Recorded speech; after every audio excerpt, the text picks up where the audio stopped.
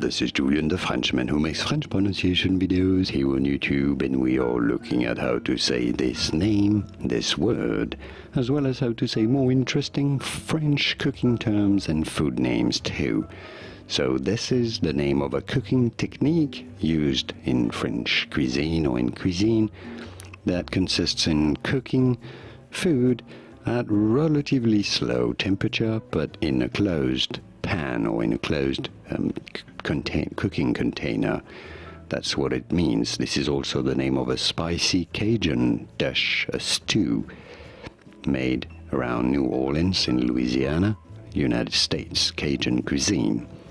How do you say it? For reference, in French it is said as étouffée, étouffée. In English, however, it is usually pronounced as étouffée, étouffée, from French étouffer. The word itself means smothered or suffocated. And now you know it all. Here are more videos on how to pronounce more interesting words and names whose pronunciations aren't always obvious. I'll see you there to learn more. Thanks for watching.